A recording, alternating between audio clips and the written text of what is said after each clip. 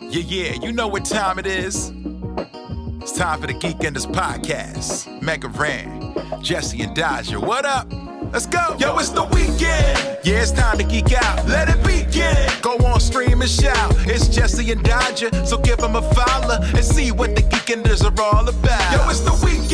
Yeah, it's time to geek out. Let it begin. Go on, stream and shout. It's Jesse and Dodger, so give them a follow. #1 geek podcast, without a doubt. Yo, another end of another long week. Got a job and a kid, I know that you all beat. So take a second, grab a drink and vibe while we catch you up in just a matter of time. On gaming, comics, whatever you're doing.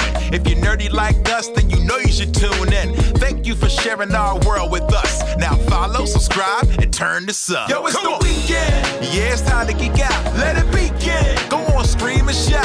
It's Jesse and Dodger, so give them a follow. #1 geek podcast, without a doubt.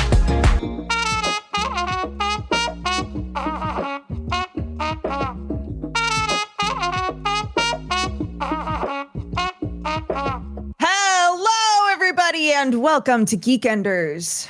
Oh, welcome. Welcome Geekenders. to Geekenders. Oh, my goodness. Welcome. It's ragamuffin time of year now. What do you mean by that? It's beanie on, sweater on, and they basically stay on. Hold on.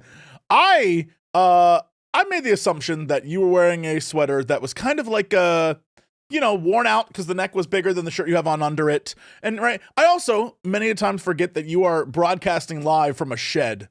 I keep forgetting that. I am. So I understand why you're dressed for the cold. Like, I get it. Yeah. But I keep forgetting that's a thing. I'm in the attic of an outhouse. Lest we forget.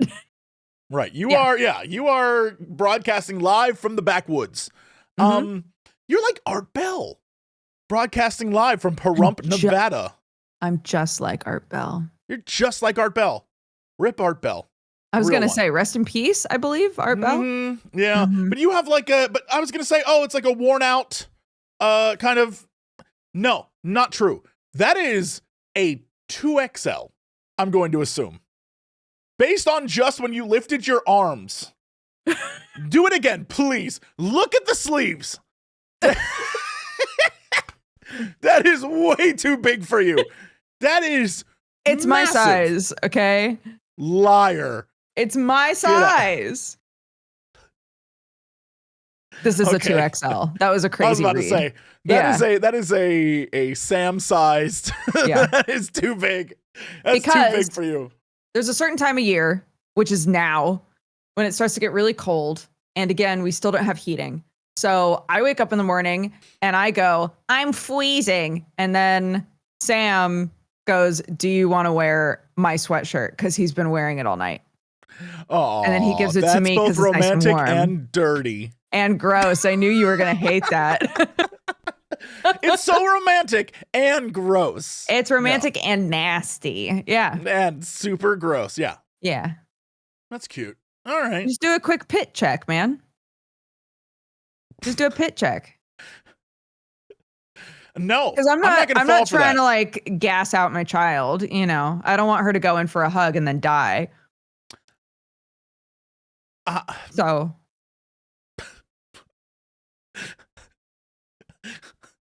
her head's at armpit height. Sorry, maybe there were variables missing. No, I understand. I just like in this scenario that it's like, well, there's certain levels of stink I'm willing to tolerate. As long as I don't gas my child, I'll take Sam's stink any day. Yeah. All right, sure. Okay. Yeah, if that makes you happy. Who am I to judge Sam's unnatural stank? Yeah. Yeah. The stank of a try-hard. The try-hard stank of a man who spent 16 hours grinding some game he barely likes. Yeah. Ah, yes. The Sam stank. Yes, the Sam stank. Mm-hmm. Mm-hmm. I don't know what he would call that perfume, but we can workshop it. We We don't have to do it now. We don't have to workshop this now. But like, it's important. It's important. It's important. Like, Okay. let's call it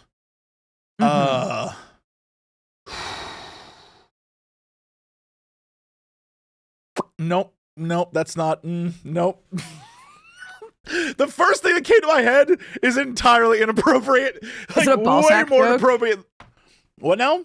Was it a ball sack joke? No. Oh, okay. Was that where your head was? The second that I saw your face contort into what I'm about to say is inappropriate, I was like, maybe why it's would a you ball go sack to joke. ball sack joke? I don't know. Why are you thinking about ball sacks? I don't know.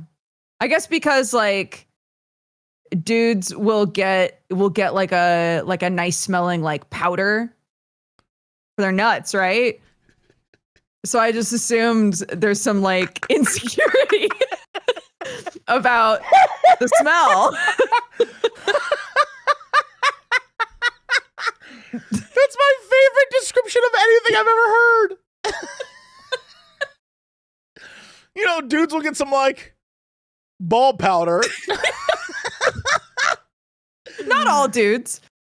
Just Dudes I've will get known some dudes to get ball Right, powder right. before. to get ball powder. Right. It has no name. It's ball powder.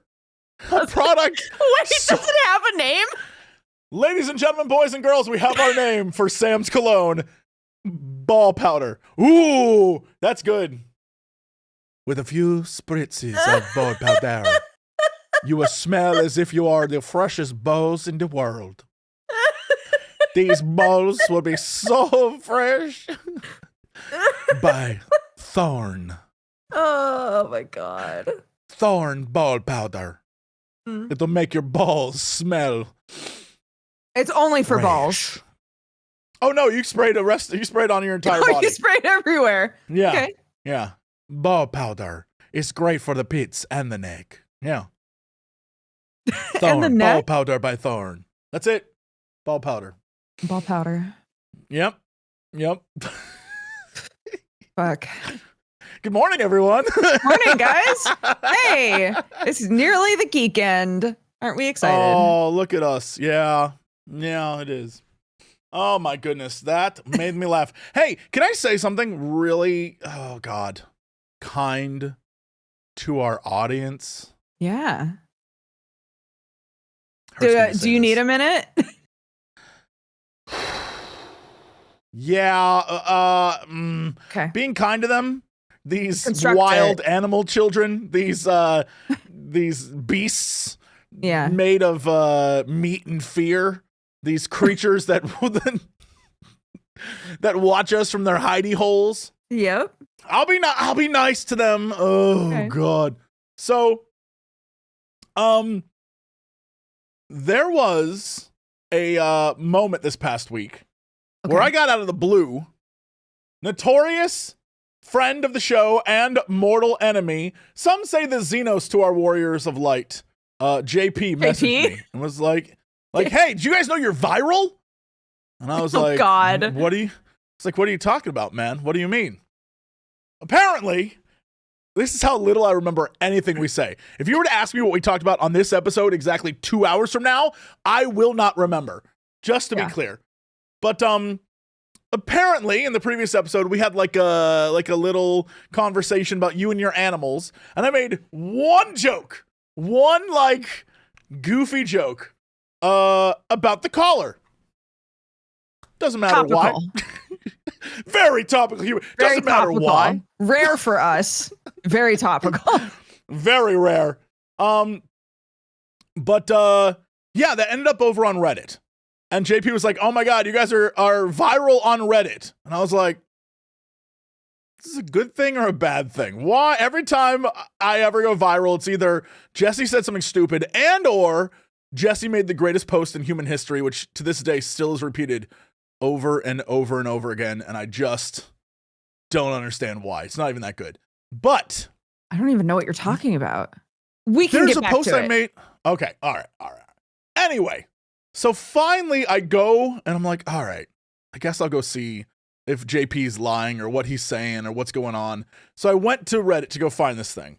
And it was, all right, viral is like, I figured I don't know if because that's the case. Very JP figured. also said this to me, and I was like, ugh, went on social media, literally couldn't even find what he was talking about. So because it was very specifically Reddit and very specifically one part of Reddit and very specifically not viral at all. But it had a lot of comments. And I went to go look at those comments. And then I was like, shield You're so up, brave. emotionally bracing for someone to tell us that, like, we suck. I'm the biggest cuck who ever lived. I don't know. There's nothing mean to say about Dodger. And that's it, right? So I was preparing myself to, like, get bombarded. Right. I go and I look. Every comment was so fucking sweet. Like, Really? just like, How? oh my God, What? Jesse and Dodger, I love them. Oh, they're so good. Oh yeah, look at them. One comment I saw was like, they're just over in their little wholesome corner of the internet. And I was like, ah, right? There's We something are. like, yeah, it's like, it's so nice to see they're still doing their thing. Like, oh, I used to watch them all the time back in the day. I got to start watching again. Like that. I was like, I kept scrolling and scrolling. And I was like, these are all really nice. So what I'm saying is, That's so sweet. you're all very sweet.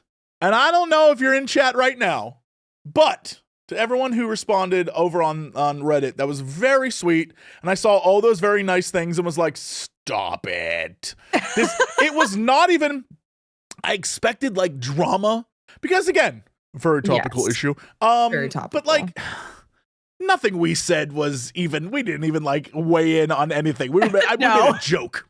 We made a very brief goof. Yeah. Yeah. And so I was like, oh boy, how are people going to overreact to this?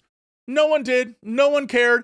All the comments were literally like, oh, Jesse and Dodger, that's so much fun. Like, it was incredibly sweet and reminded me that somehow 15 years later, we have cultivated an audience of like little sweetie pies. Little cutie pies. Little I know. cutie patoots. It's true. I thought about how we can weaponize that in our favor. And honestly, Okay. I don't think we can, Dukes. I think they're so nice and sweet. They're not built to be weapons. Yeah. They're not built to be weapons. Yeah. Yeah. So I guess we'll just have to accept that they're little cutie pies and doing their thing. So my kid and I Yikes. recently read a book at bedtime. And the major conflict of the book was that there was a witch who was determined to make an army of the undead. And the first go around, she accidentally made an army of the undead, but they were all really nice and didn't want to fight. the first go around, was there a second go around? Did she give up? Yeah. Because the good guy is a kid in a class, and his class goes to have a like a sleepaway thing at this spooky manor that the witch owns. And she's like, I'm going to turn all these children into my army of the undead. Oh, I saw that movie recently. Yeah. What movie? Well, now I'm spoiling it if I tell you. It's a major motion picture. Is it? Yes. About children turning About an undead? army of children. Yeah. Oh. It's called Weapons. It's Oh. I see. I forgot that. Tron movie Ares. existed. I looked over. Tron Ares is that's a really funny goof. JP's in chat. Hey JP, we were just talking about you. Oh, Tron Ares, JP. It's as bad as you are. Wait, did you see it? The new Tron? No, God, no. I would Okay. not go see Tron Ares. Are you kidding me? I was just That curious. the trailers looked shit. I'm not gonna watch the movie. No, I'm all right. Weapons was good though. Weapons is I still haven't absolutely seen that. insane. I'm too scared to see it in the cinema. I have to. You wait. should be. There are a few scenes that are like, what? There are a few scenes that are a little much. It is a yeah. I still, out of all of those movies though, I still don't know that I like it. Like, it's all right. It's like fine, but I still don't know that I like it. Like I don't know how to feel about it. About weapons. Yeah. Oh, yeah. okay. Like premise wise, very cool. The trailers, the posters, all of it, awesome. The premise of like, at a certain time at night, all the kids in this town straight up left their homes and now they're gone. Except one kid. What's that shit about? we don't know. This will be weird. Like, premise-wise, that is awesome. And the acting, there's a lot of great acting in the movie. I just think, this is so weird, but I feel like this will resonate with people. It's the ending of Weapons is how I feel about the ending of Peacemaker Season 2. Like, all right, but also, what? it's like, okay, yeah, all right. Like, yeah, I don't know. It's good. Whole product good, but there are little moments where I was like, nah, I'm all right. But maybe it's also because I view kids as little demons anyway. So sure. So you were like, and yeah, that didn't shock me. Yeah. I was like, if anything, this is what I'm preparing for. Children, little monsters. Yeah. Yeah, that's how I feel. Mm-hmm. But I got you. Yeah, I don't know. It's either way, going back to the main topic at hand, that was very sweet. Everyone on Reddit was very kind, and I loved it a lot. Also, has anyone seen Good Boy yet? I did. Yo, Dodger, do you know the premise of Good Boy? It's that it's a good boy. It's a dog, and their owner moves into a new house, and they get haunted, and the dog can see the ghost. Right? It is. Yeah, it's a horror movie from the dog's point of view. Great stuff. Absolutely super, super interesting. Yeah. I know a lot of people. What? Do you recommend it? Yeah. Oh, entirely. Okay. I was scared to watch it because I would feel very nervous for the dog the whole movie. Right. Okay. I could spoiler finger about the status of the dog if you need that, so you don't worry. So people can sure close their eyes. Let's do an old-timey spoiler finger. So for those of you who have not been with us during co-optional or during other spoiler finger times, finger up.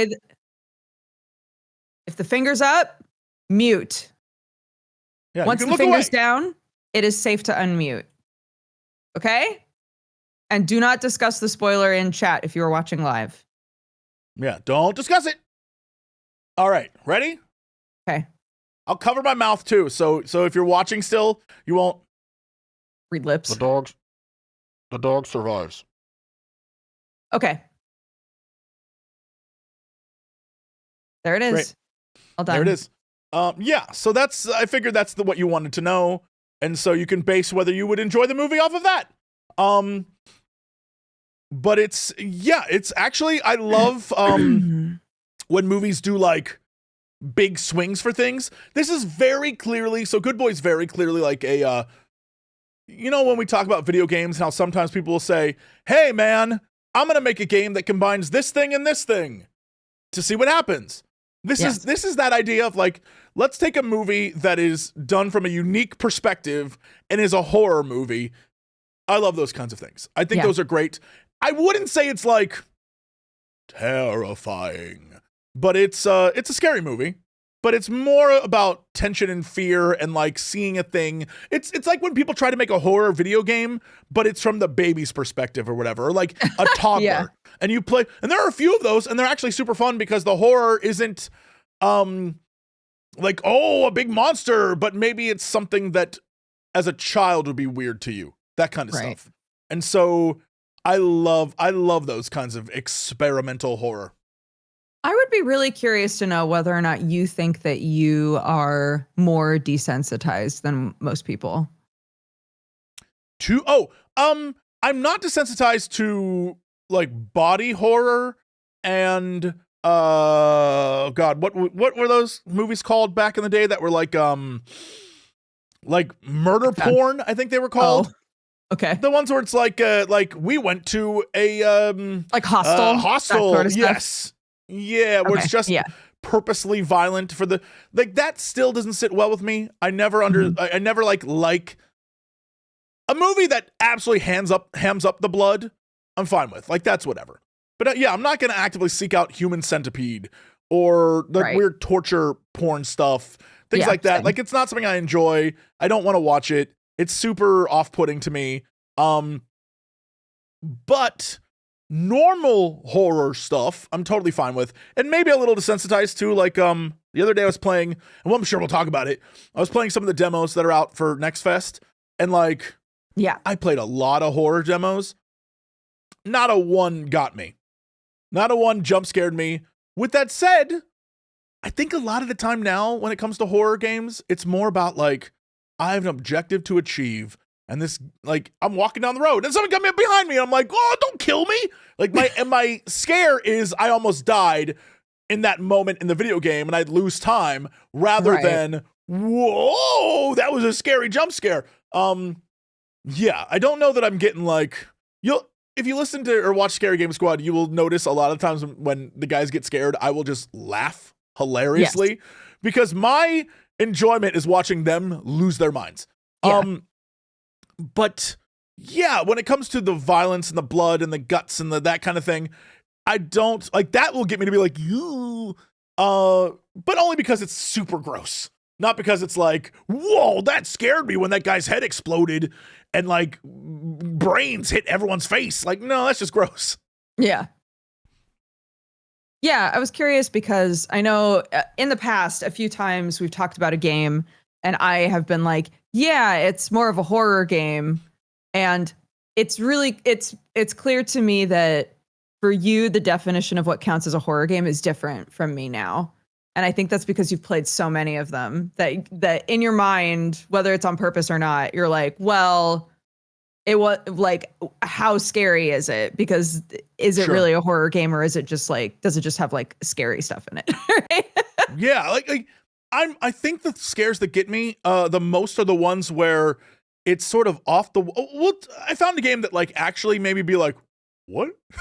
Those are, I think that's the best I can hope for these days is like a scare that makes me go, what was that? Because that makes me think and makes me more kind of invested in what's going on. With that said, I just saw someone in chat say Subnautica, and that is truly a horror game for me. That game is the scariest game I've ever played, ever. Like in the history of video games, I wouldn't it is consider Subnautica a horror game, really. So my God. I think it really is just different for everybody, you know? Like, sure. I could not get off the ship that it crashed. I was terrified to get in the water. I was like, I don't even know what's down there. I was like, there's a ship in the distance. Can I row my wrecked craft to that ship in the distance? Because like, no, I don't trust this water.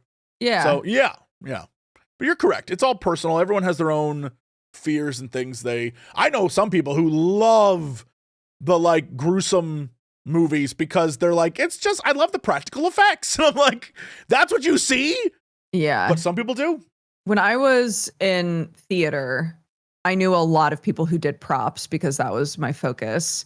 And they all loved horror movies, specifically horror movies where it was like, and then some guy's arm comes off, you know, because they'd be like, how'd they do that? That looks so realistic.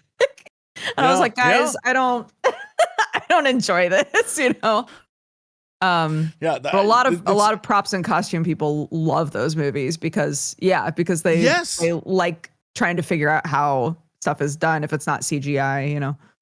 Did you ever, this is such a very hyper specific thing for us that no one else, and I don't even know if it's specific to you. Did you ever meet a dude called Dragon? That's a weird statement to say. I don't know. There was a guy that I haven't talked to him since before COVID. I hope he's doing fine. But there was this dude in LA who helped with all sorts of props. He made all the props for the Gentlemen's Gaming Club stuff that we did. He did my backpack when I was May. I was going to say, I met him when he and Angie were making your costume for May. Yep. Yes. Yeah. He's awesome. He's amazing. Dragon's a cool dude. But that guy, his whole thing is figuring out how that stuff works. So when you went to his house, he would have like, imagine a Furby, right? But ripped apart so you only saw the skeleton underneath. But then he was trying to stick that skeleton into something else to make it move. That was his entire, and so he'd have like half faces, like half of a face. He'd have like the disemboweled corpse on like on a table, and he's trying to like put pieces. Man was Dr. Frankensteining, but you know, for the sake of movie art and doing that kind. And so his entire place was like that. And I think about him all the time as like, that is a guy whose whole purpose is figuring out how to do those types of things. Like how to have, did you see The Substance? No, I don't think so. What's it about? Well, all right. Well, what it's about is women aging in Hollywood, but what it is a horror movie. But it's like actually really, really good, except the ending is like extremely gross. Okay. And wait. You and was it Sam Bayard that talked about that movie? Who did we have on? It might have been. You guys, you talked Sam. about this movie with somebody on Geekenders. Yeah. Substance is it's like a good movie. Honestly, I think you would like it just based on the message it's sending. It's very, very good. Right. But it's also and also made me, for some reason, it took that movie for me to associate the fact that Margaret Qualley is Mama in Death Stranding. I just, for some reason, didn't put two and two together on that. Yeah. I just, for some reason, that didn't click with me, and I was like, I know this girl. Where the hell do I know her from? Yeah. Death Stranding. I'm so bad with that stuff. Yeah. Oh, yeah. Especially when it comes to video games, because the characters don't always look like the person. Yeah. Like, it took me a while to realize that, you know, Neil Newbin was the guy in Detroit. He's the like I created all of these robots. Oh, he's that guy. And I just didn't put two together on that. Yeah, like that kind. There's a lot of that. But anyway, great movie, very cool. But the end has like some really crazy practical, like gross out effects. And I just know while watching it, I was like, Dragon's probably losing his mind right now. Probably having the best day of his life. He's like, how'd they do that? What's that about? He might have even worked on the movie for all I know. I'm like, all right, that's cool. Yeah, it's I don't know. I don't have that mindset where I'm fascinated by how that's done. But at the same time, you know, I have that with other things in movies, but not that. The gross out stuff, I'm like, I don't need to see it. I don't want to know it. And it's not that I'm like afraid of blood or whatever. It's just, it makes me feel queasy, and I don't want to feel queasy. Yeah, I totally get that. I remember a couple of my friends that focused on light design. That was their whole thing. And they were like, you're so lucky that you never studied that, because the second you know how lights work on stage and in movies, you pick that shit apart constantly.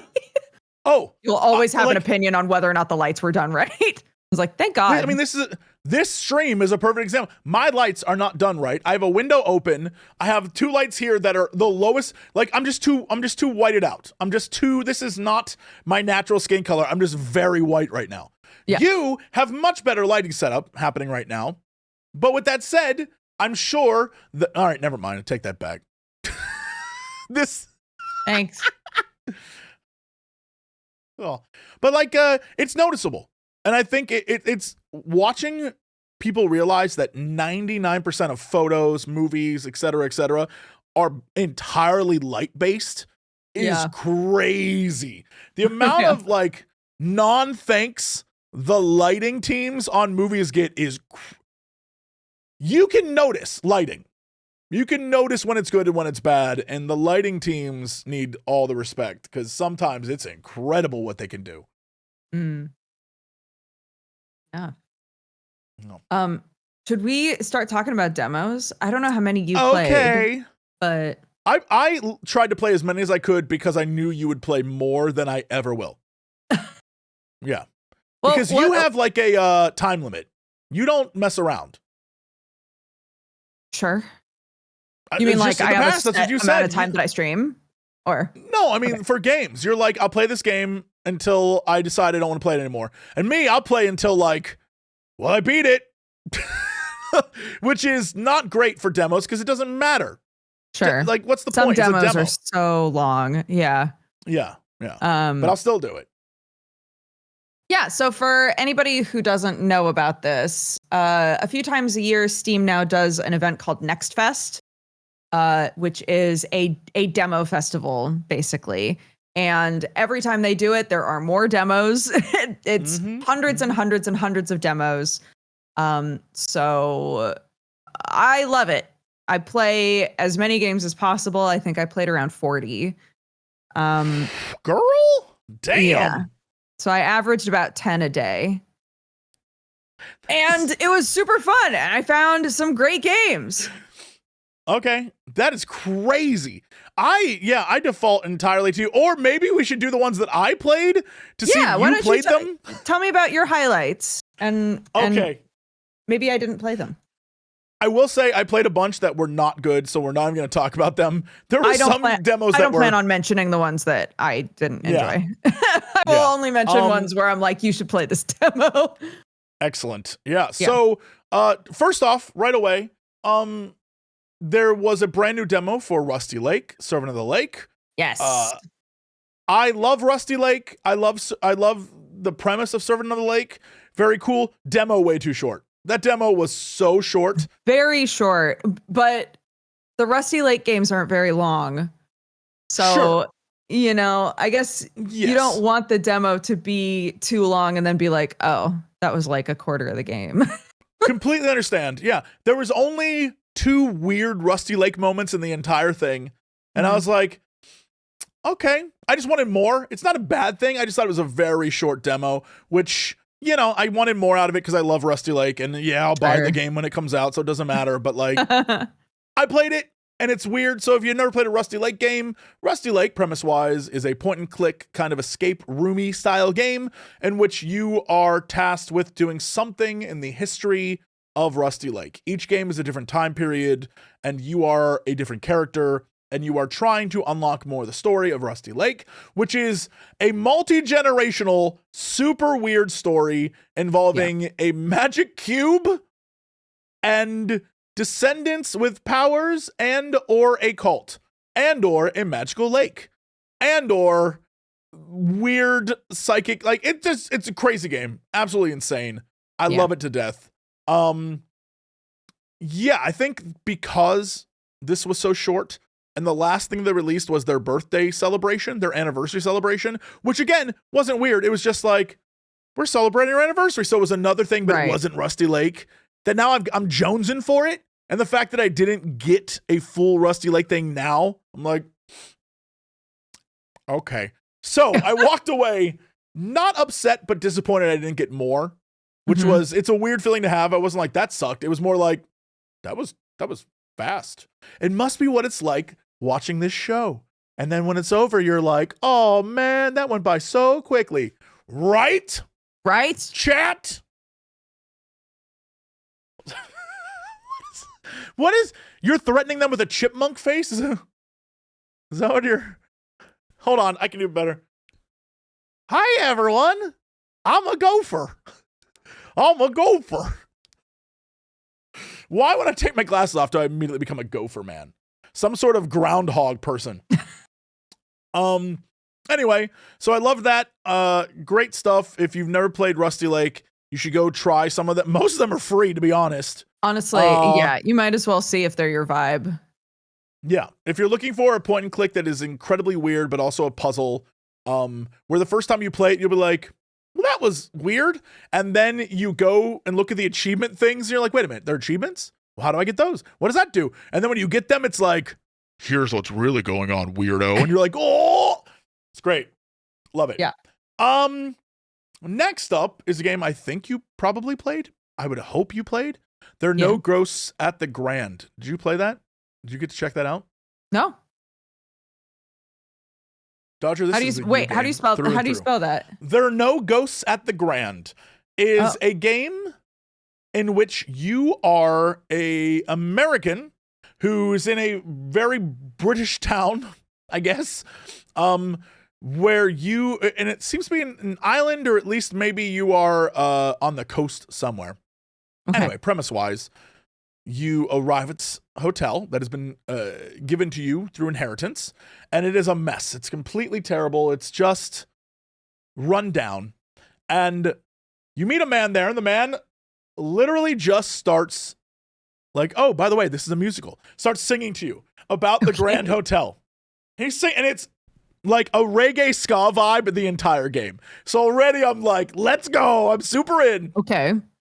And you are given this machine that lets you remodel the hotel, but also the whole town. You can suck up things. You can put things back. You can spray on wallpaper. You can move furniture. You can do all sorts of stuff. With that said, there's also in this demo, you meet a woman who has a cat, and the two of she's like, hey, you got to come with me because we got to go check this thing out down by the docks. And you're like, okay. Meanwhile, you have a little like handy guy, on like a little tutorial man. He's a paintbrush. Okay, sure. Like Mr. Clippy, but like he's and he's like, well, I don't know if you should go down there. And you're like, no, I'm going down there. And he's like, okay. And it's very funny because in the demo, they're like, this is a demo and I'm here to help you, which is very cute. Of course, yeah. And then you go down to the docks and you have to use his powers to repair this boat. And then you and this woman and the cat get on the boat and you start sailing out. And as they're sailing out into the water to go to this island to find some more information about this weird sludge that keeps appearing on the shore, she starts singing to you. And then you start singing to her. And now you're caught up in a musical. And a whole thing's going on. And then you end up on the island. And now you're on the island and you're experiencing like maybe ghosts. And at the very end, some crazy stuff happens that I don't want to spoil. And there's like an escape. And then the demo ends and it's like, see you in the game. It's very cute. I would recommend for you at least to go watch the trailer, see if you'd be interested. Okay. But it's basically Video Game the Musical. And I love what's the best way to put this? You know how sometimes music in games, especially musicals in games, can be like a little up its own butt? You know what I mean? Sure. Does that make any sense? Where it's like, this is very important and serious. We are doing a thing. This is more like, it's fun. It feels like the music has this sort of like laid back on the beach vibe to it. Again, like a reggae ska sort of vibe. There's always like a smooth horn section in the background as you're doing your tasks. It's that kind of thing. It's very relaxing, very fun, but also at the same time, there's like, you know, maybe some scary elements to it. Right. But in the demo, not really, but there's hints of it. Like, oh, what is happening here? Very cool, very fun. I love that in that world, the characters just break out into song. And then hilariously, your character just starts doing it too. And it's funny because at one point, your boat crashes. And they're like, we were busy singing. Like, I couldn't pilot the boat. I was singing. Wait, that's which is funny. very funny. Yeah, that's really so cute. You should definitely check that one out. Yes. Apparently that one like wasn't in Next Fest, so that's why I wouldn't have played it. Was it sent to you? Well, it was. Oh my goodness. Look at you, fancy boy. Yeah, very cool stuff. Maybe I got you. Maybe I'll hook you up. Wiggles eyebrow? I loved it a lot. Yeah, I saw someone say it's more like the Buffy musical episode. Yeah, it's more like when a TV show is a musical episode than a musical. Like, it's very, very cute. I love it a lot. Yeah. I can't wait for that one to come out. Very cool. Then I'm trying to figure out which ones you may have played. Did you play the Seance of Blake Manor? Yes, that was one that I was going to talk about. Yeah. You know what? I played it. You can talk about this. I'll let you have this one instead of me just rambling. Because I actually like this game a lot. I like this game a lot too. So Seance of Blake Manor is it is a detective game. You are playing as a detective in Ireland. What is the like time period for it? 1800s, late 1800s. So you are contacted about a woman who has gone missing. Last she was seen was at a hotel. So you journey to the hotel, to Blake Manor, and the game starts with you outside of the manor. So pretty quickly, the game establishes that there is so much you can do. You can basically investigate everything, read everything, look at everything, but it all costs time. So right away you have to just kind of reconcile with, I can't do everything. Right. So, which hurt my soul, but I knew what I was getting into. So I was like, same. Fine. But I kind of love that because it builds in an element of like, okay, well, if that doesn't work, then I can probably play this again and do something different, right? So much like in other detective games, you are piecing things together as you have more information. You can combine things to be like, okay, so then I need to find out about this, or I need to investigate this, talk to this person. And much like what Jesse was just saying about the last game, you are consistently running into situations where you're like, what the fuck was that? There's weird, spooky shit happening constantly. But you as a detective are fully focused on like, I'm going to find out what happened to this woman, because as far as you can tell, she checked into the manor and she never checked out, but everyone insists that she isn't there. So you need to investigate the right things, find the right information, talk to the right people. There are 17 other people in the manor. So you have to figure out what sequence of things to learn, find out, and do in order to figure out what happened to her and answer the questions that you need answered. Yeah, there's. I didn't expect it to be first person. It's a like walk around first person game. Yes, that I actually really like that. And I also like that when you look at things, it tells you exactly how much time it will use, so you can kind of plan what you're gonna do. But thematically, basically, as far as I can tell, you're playing a man who looks like a vampire. Like, I don't know what else to describe you as. You look like a vampire, but apparently you're the like Irish Poirot, or like the, you know, Knives Out guy.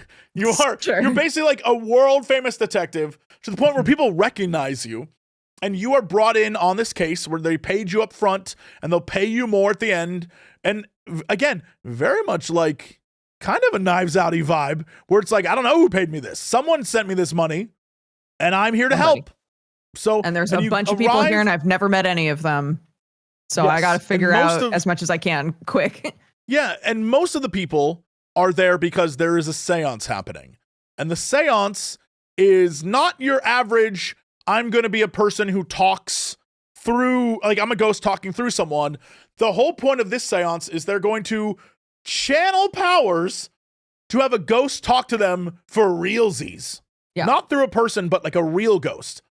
And you need to go around and figure out what happened to Miss Dean. She's the missing woman.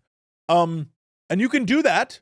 There's a lot of things you can do. And like you'll find a clue that's like, all right, everyone at the hotel is staying in these rooms. There are 4 unoccupied rooms. Miss Dean had to be in one of those occupied rooms.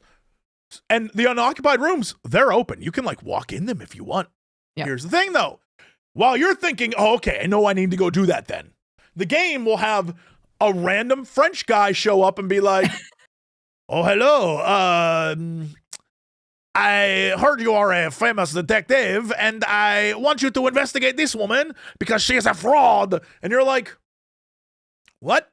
He's like, and if you don't, at 9 a.m. when we all eat breakfast, I'll announce it to everyone that you are the famous detective. And you're like,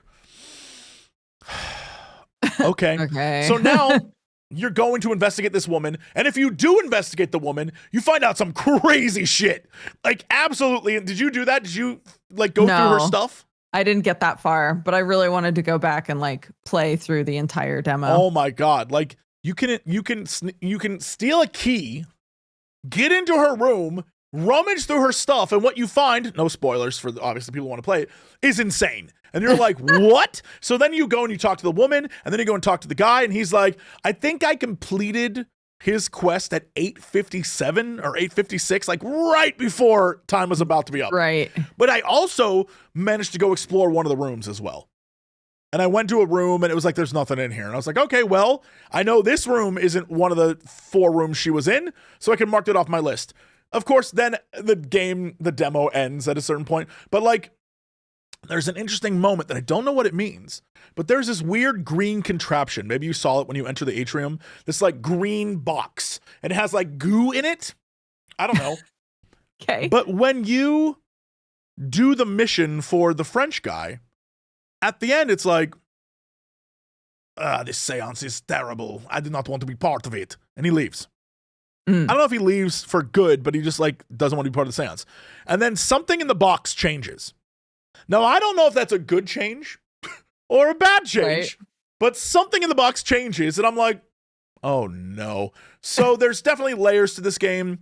Very cool stuff. Like you can go explore and like you can sneak into an office, for example. I snuck into this dude's office because I set up this whole other shenanigans where he had to go deal with that. So I snuck into his office. I'm going through his stuff. And there is maybe 4 different plot points from that office. Yeah. And I was like, clearly this is one of those, you are going to have to play through this game multiple times to see everything. So there's no way.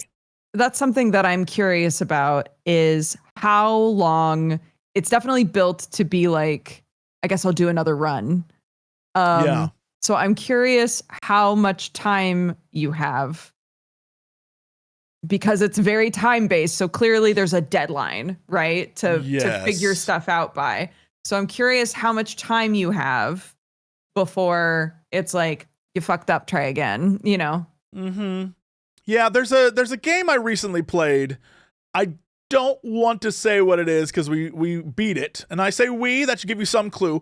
We beat it, and it has that thing of, oh no, you need to play this multiple times.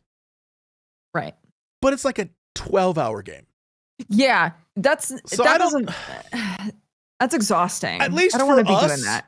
Yeah, for people who are like, there's other games, I have to play other things, this is my job. That's tough. That's a tough ask. Yeah. And for most people, as we discussed before, if you're getting 1 to 2 games a year, that's awesome. Play it as much as you want. That's so cool.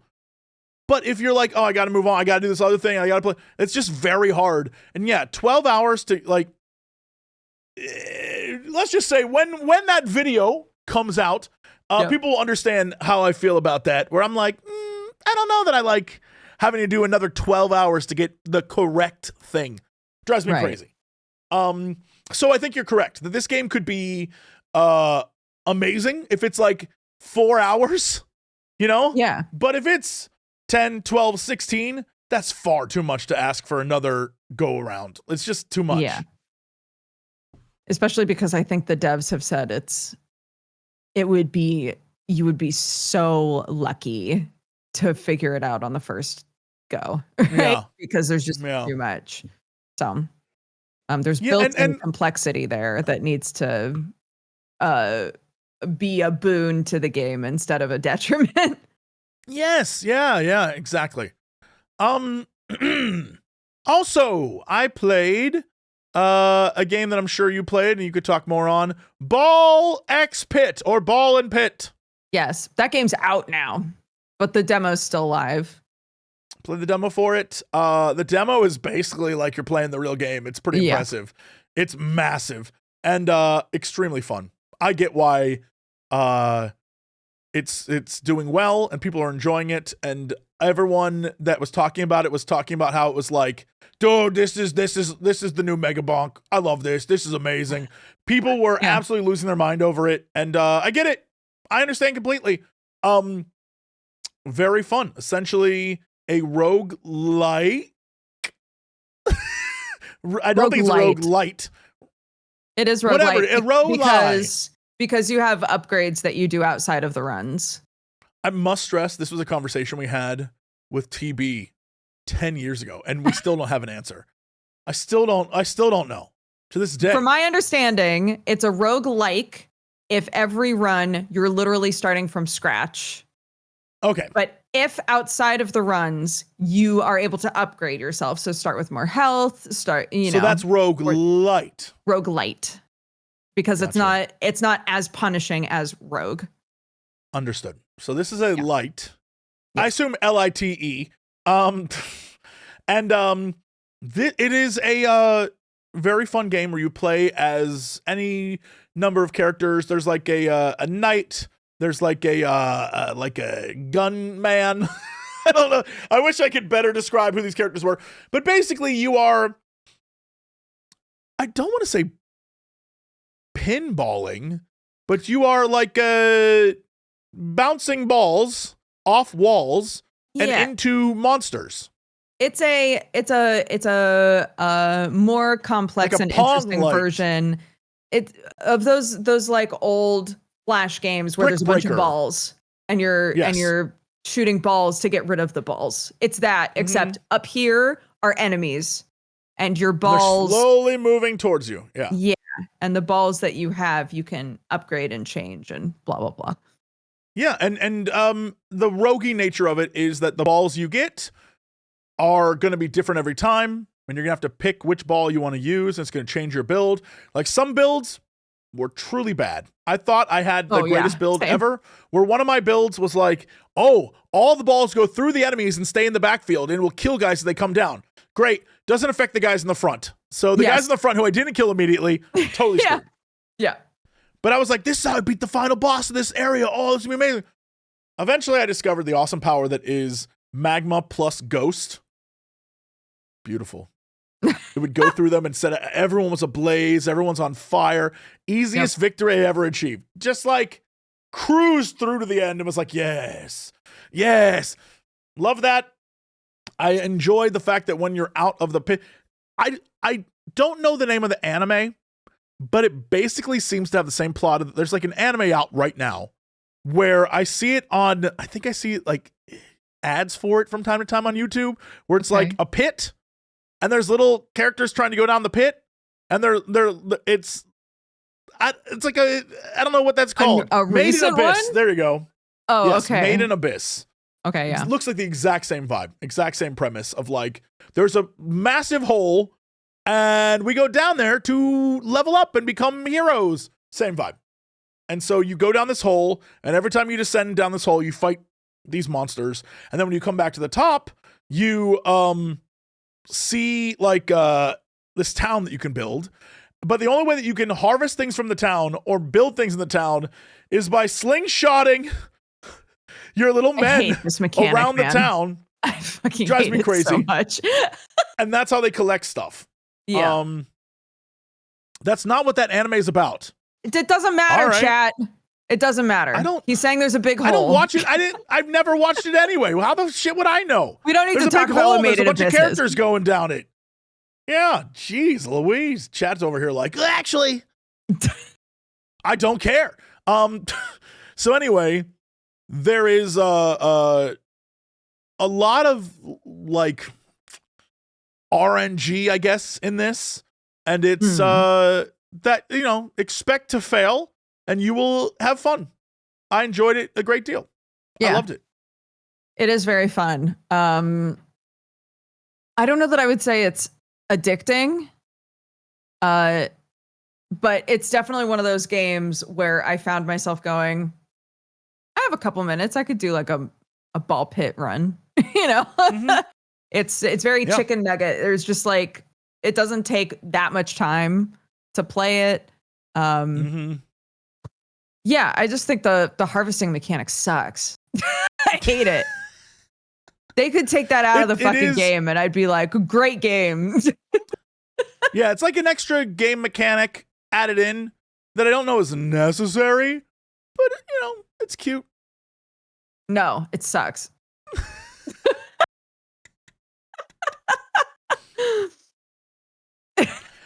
Then on the list of things that we played or did not play, I think the last one I want to talk about, because it's the one that I think relates to what we did this week, is the demo for Heaven Does Not Respond. Okay. I love this demo. It is the most Jesse game there ever was. All right. This sounds so familiar. It is. I promise you not what you think. So essentially, you are a detective, a guy working for whatever the version of the FBI in this world is. And this guy, Salim, trying to remember his name. He is killed, and they find his body, And what happens is this guy was missing for a few hours, but the information he has on him says that he was missing for a week. If that makes any sense. Okay. So like there's a time dilation thing happening, which is really weird. No one understands why, but you on his camera, he had a bunch of videos. Except when you tried to when they tried to import them, it kept crashing whatever it was imported to. So you have been assigned his laptop with the footage to go through it and investigate. So you are trying to basically figure out how this guy died, what killed him, what was going on, what were the circumstances of the death, while also digging through his past and his life and uncovering stuff. Okay. So great example is you'll have, it'll literally be your screen is his desktop. And it looks like, Windows 98. It's super old looking and jank. And as you go through, you're like, okay, I need to import these videos. And when you import it, it's like, can't import it. These are the things that's wrong with the video. Please fix. And you're like, okay. So you go in and you have to figure out what's going on with this. But if you look around his computer, so for example, there's a notepad on the side of where, it'll give you notifications. If you move it, behind that was a photo. And I was like, what? Okay, so I clicked the photo and it brings up this thing. And I went to the metadata. I'm like, what is this? And I clicked the thing in the metadata and it took me to basically the dark web. Some website where imagine the meanest version of 4chan. And it's basically people's dark confession. It's like a website where it's just your dark confessions. And it's all these people leaving a dark confession and they're messed up. And you're like, well, why would that be where this photo is from? That doesn't make any sense. What's that about? So now in your web browser, you can save that as okay, I can go back there if I want. You'll find a video game on his computer, but it's broken. But you'll figure out that the video game was made by some guy named Nico. So if you go to the internet, you can find Nico, and then you can go to his website, learn that he says if you have any issues with my games because they're free and I make games for art and that kind of stuff. Sure. Hit me up on this social media feed. And so you're like, okay, copy that thing, go over here to the social media stuff, put his name in, start talking to him. And he's like, fine. Well, if you want this thing, you got to play my other game. And you're like, fine, I'll play your game. Oh yeah. His name was Nico Kojimos. And I was like, Kojimos is crazy, dude. Yeah. So then you go in and you have to play this other game. And the game's super weird because it's like you walking through an office, and when you meet with people, they're like, this is what we do when we work. And their faces are all blurry, and it's like, you must go to the server room to meet the master. And you're like, what the? Anyway, game crashes, and you're like, I played your game, and that was weird as hell. And he's like, no, that's art, dude. And you're like, no, that's very strange. And so then he sends you the file you need for the game to get the other game to work. Basically, you're trying to do all these fixes, right? In order to watch these videos. But you'll also stumble across, a photo of him at some dude's birthday. And you're like, okay, it's missing some metadata, but I know from this other thing that I read about this birthday from social media that, okay, we can put in the dates, we can put in the information. What does that get me? Nothing. Why did I do that? Games like this. I don't know. They're so fun. And I'm like, why'd I do any of this? Okay. So then it's all in the process of trying to get this video. Then, as you're doing this and you're messing with the computer and you're going through all these files, you can find audio. One of them is from, you discover messages, social media messages, where the guy is messaging his ex, I guess. And he's like, I love you, I miss you, can I have you back? And she's like, no, dude, we broke up. And he's like, come on, baby. But then you find he saved every message from her, and they're all like, I love you so much. I can't wait. Congratulations on your job. But then you find his diary in there where he's like, I guess I'm doing this now. It's so weird that a few years ago people were using pen and paper to write diaries, and now I'm on a computer. This is crazy. And he's like, yeah, it's very clear he's going through something because he questions whether the voice messages from his then girlfriend were actually even sincere, or if she was mocking him, where she was like, congratulations on your job, honey, that kind of thing. And he wasn't sure because how could she love me? She broke up with me. I don't understand. So he's clearly going through it. Something's going on with this guy. And so there's like layers to what's happening. Then when you crack the first video, I thought, oh, we're going to watch a video. Nope. Cuts to the infamous handheld camera video game, third-person moving style game. So now you are in this, except there is a time bar at the bottom. And when you move forward, it moves down the line of time. But if you reverse, it moves back. So you are in the video, and whatever you do in the video moves the time further and back. So it's like you're rewinding it. So if you're walking forward, it's playing. But if you start walking back, it rewinds. And I was like, what the shit? So now there's a whole other level. And then the demo was like, and that's the demo, bye. And I was like, what? It's amazing. It's amazing. You must play this game. I love this. I will. It sounds great. Very cool. Yeah, yeah. There's layers to it that I can't wait to dive into. Yeah, loved it. I'm not even telling you. It's like, to be very clear. Yeah. The title of the game is Heaven Does Not Respond. I have mentioned nothing in relation to that title. You must understand how deep this game is. It's freaking crazy. Good stuff. I'm excited. That sounds great. You will enjoy. Yeah. Yeah, and that's where I'll leave off with mine, and I'll turn it over to you. Okay, I'll talk about a couple. So there's a game that a lot of streamers have been posting about, so of course I had to play it. It is called Final Sentence.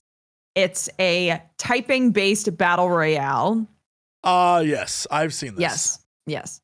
So the concept is that you and everyone else who's playing, you're sitting at a desk, everyone has a typewriter, and at the start of the round, they give you something to type. So if you make 3 mistakes, they Russian roulette style shoot you. So you might be out or you might be able to keep going. But each time you make 3 mistakes, another bullet's in the gun, right? And you just type until either you die or someone finishes the thing that you're all typing. So the second someone finishes it, it goes, so-and-so won, the rest of you are eliminated, and it just shoots you. So it's missing something, right? It's fine, but there is no interaction between you and the other people that are typing. So the second someone wins, the game is just done. And there was no way for you as a player to affect anything going on other than to just type the thing directly in front of you. Sure. So it's lacking something. Originally, I was like, maybe it just feels like it goes by too fast. You just like get in there, and if you're against somebody who types like 120 words per minute, then you're just donezo, right? Right. Yeah. But I don't think that that's the problem. I think the problem is that you go in, you type as best you can, and if someone types faster than you, then you're done. And so the gameplay loop is not very satisfying or interesting. You always know exactly what's going to happen. So it's kind of whatever, you know? Yeah. I want it to be more interesting than that. Yeah, I watched some people play, and it has the vibe of a lot of games these days, which is like, this is very clearly for collaborations on stream. Yes. Like, that's the only reason this game exists. And I was like, all right, that's not what I'm into, but like, all right. But I think you're absolutely correct. The way the game plays is like, are you a good typer? Great, you're going to win. Yeah. And if not, you're going to laugh with your friends on stream, and that we hope that lasts a long time. I definitely think you're correct in that there is a,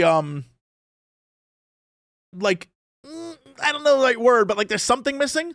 And it could very well be as simple as, because you're sitting there typing, if you look up, there's a board and it lists who the top 10 people are, like the 10 furthest along.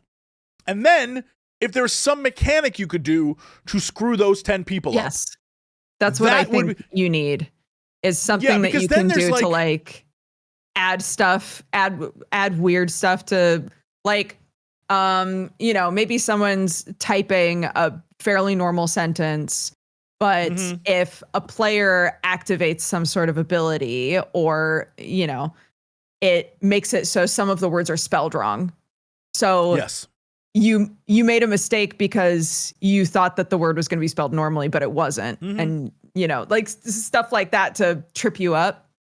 Yeah, I think if you would be can good. imagine at the beginning before you start, if however you did in the last round, all right, first round you have to type. You have to just type. That's it. All you're doing is typing. Yeah. Next round, after you type, maybe you earned for as many words as you typed or whatever. Maybe you earned something, some sort of coin that you can then spend on buying things that in the next round you can then use to mess with people.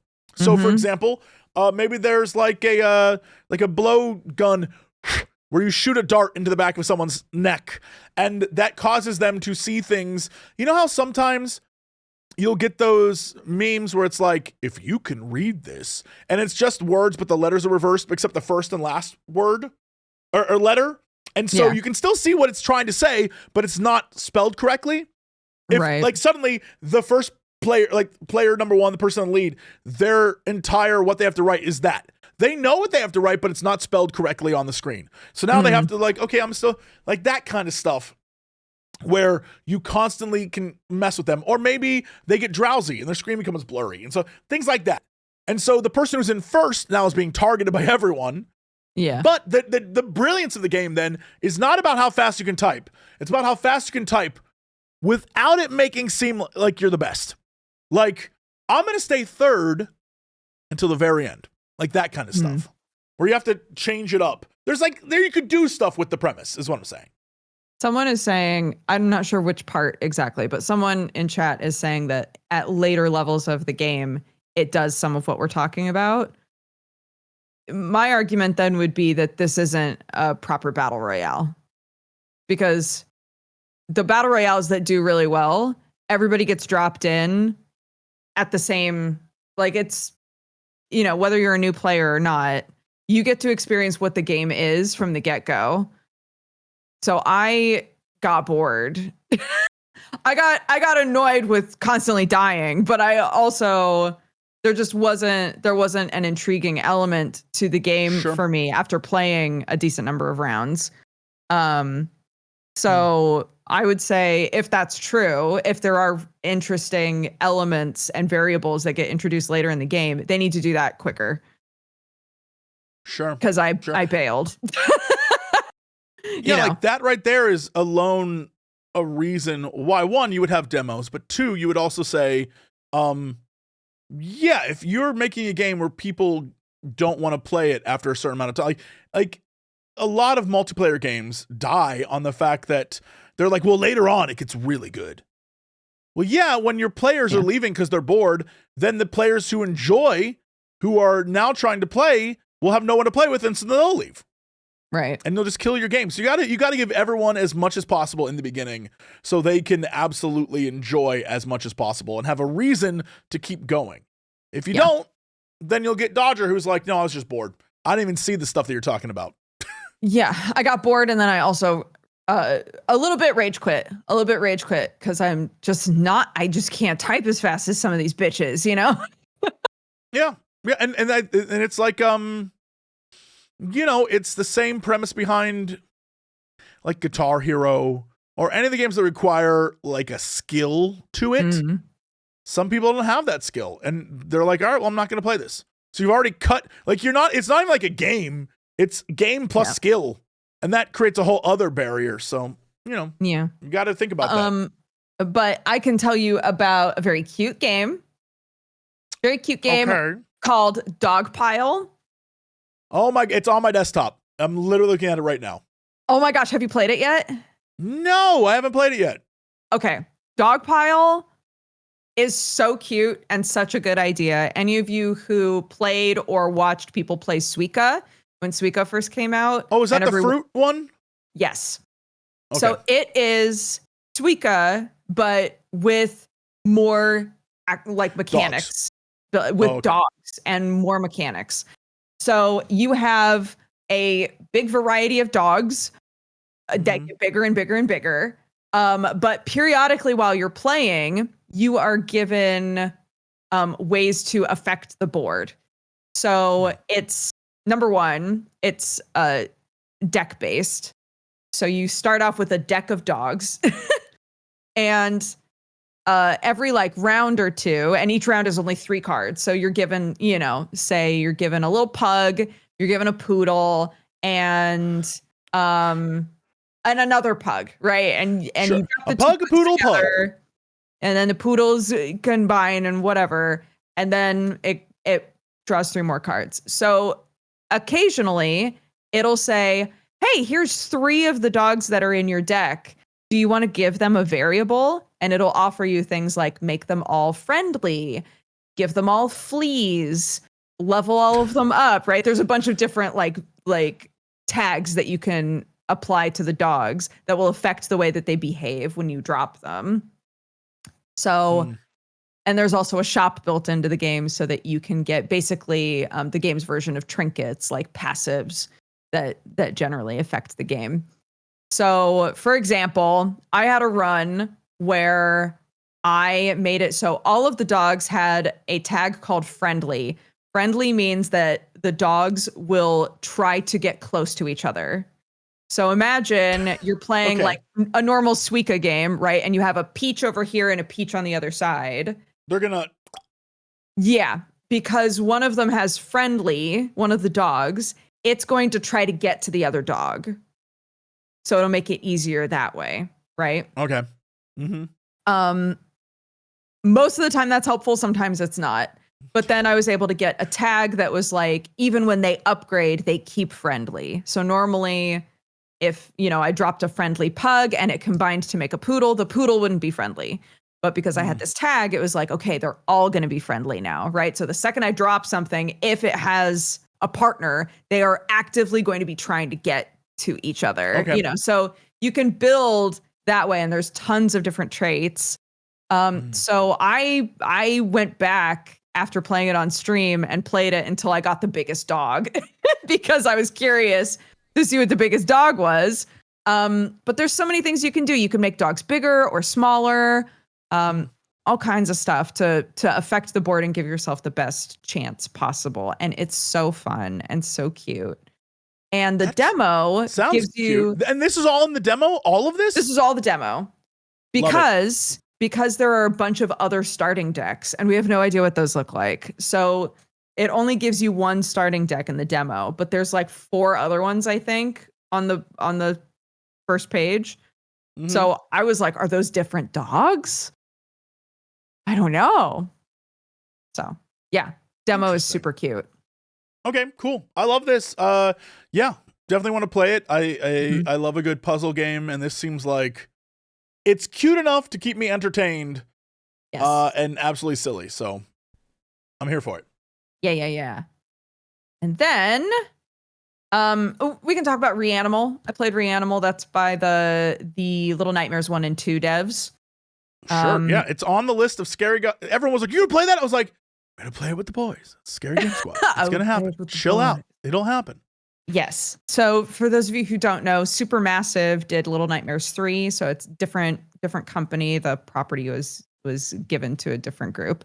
And the guys that made 1 and 2 are now making a game called Reanimal. The demo is very good. We were discussing, because when you start playing Reanimal, you're like, right, weird little kids in a horrifying world. It's in theory, it's Little Nightmares. Yeah. Right. I would say the big difference is it's the same art style, same sort of surreal aspect, same kind of like pushing the envelope in terms of body proportions, right? Like a lot of the things that you meet move oddly or are shaped oddly. Little Nightmares, yeah. But it lacks the whimsy. I feel like Little Nightmares 1 was interesting because it was kind of like Ghibli horror, Sure. This one doesn't feel like that. This one feels more serious, despite despite the things I listed. It feels more somber, more serious, less colorful. And I don't know if it's going to be that way for the whole game, but the beginning of the game feels that way. Feels much more serious in tone, less whimsical horror. You've played Little Nightmares? You did some of that? What's the vibe with 3? Because in I don't know the backstory of why the game is now in the hands of an entirely different team. Like, I don't know why that is. I don't know what the vibe is there. I don't know how different the game is, or if it feels the exact same. So this is why the conversation happened, because I think front facing, they just said, we don't want to make Little Nightmares 3. But now they're making Reanimal, and it feels in a lot of ways very Little Nightmares. And I was defending them and saying, just because they have a style that they like and elements that they like to put in their games doesn't mean that they wanted to be constricted to more Little Nightmares. And potentially that's true, but it also on the back end, they were told like, and we need you to incorporate this and this and this from the other games. And they were like, we don't want to do that. I don't know. Because I as far as I recall, Little Nightmares 2 was like at the end, off the wall, totally insane. And bro, that game pissed me off in new ways that I didn't even realize existed. The doorways in that last building I think it made Davis go crazy. Yeah, there's like I don't know what the vibe is with because they're both literally. Little Nightmares 3 dropped on the 10th, and their demo dropped on the 10th. Yeah, which is like, I'm like, is that on purpose? Is that like a screw these guys? Like, I don't. Right. The vibe, it's a weird vibe. Yeah. I'm gonna end up playing both, so that doesn't affect me really in any way. But it is kind of like, did something happen here? What's going on over there? Summer and I are, I think, halfway through Little Nightmares 3. And 2 things have stuck out to me. And it has been a while since I've played 1 and 2. So potentially this is misguided or unfounded. Okay. But the 2 things that are sticking out to me is number 3 feels like it has more callbacks to the first game specifically. More like, remember this guy or remember these guys, more of that. Sure. So, I mean, but like, are those callbacks fleshing out the story? And because one of the big things about Little Nightmares is that the first game was kind of like, here's a taste of the world. Yes. We're not going to explain much. It's going to be weird. And then the second game was like, here's a bigger look at the world. It's about to get cuckoo bananas. Right. And then when it ends, you're like, okay, well, that opened up a whole bunch of stuff. So is this continuing the story? Or is this just like a different thing than calls back to the previous stuff? This feels same world, but totally separate situation. Okay. That's how it feels. All right. All right. But the other thing that I was going to say is the other 2 games, and I don't feel like this is a spoiler really. The other 2 games, they are called Little Nightmares, but they don't feel like they're games about actual nightmares, right? It is a nightmarish world, and you are a small person in that world. This game, as we play it, feels more like, are we in a nightmare? Is this real, or is this an actual nightmare? And I don't know yet. But that's what I keep asking myself. And it's making me feel like the other 2 weren't like that, right? The other 2, yeah, that wasn't the case. Or was it? Like, it makes me feel like I'm going crazy. There's also, I just remembered, there's also, it was in the work. I don't know if it's happening, but there was a Little Nightmare movie coming out.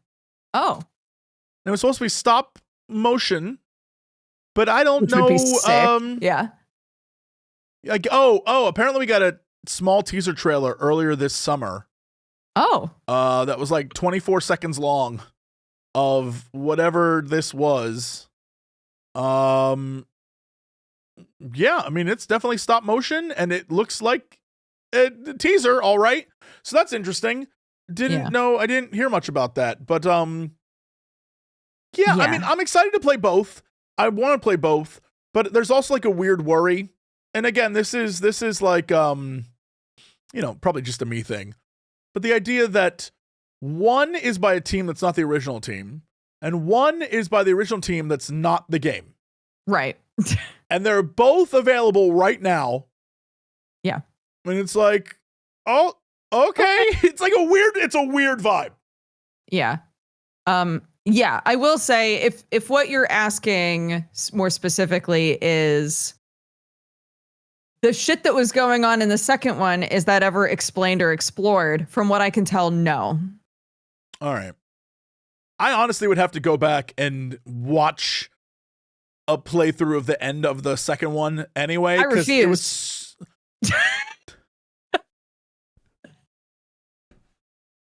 That should piss me off so bad. I refuse.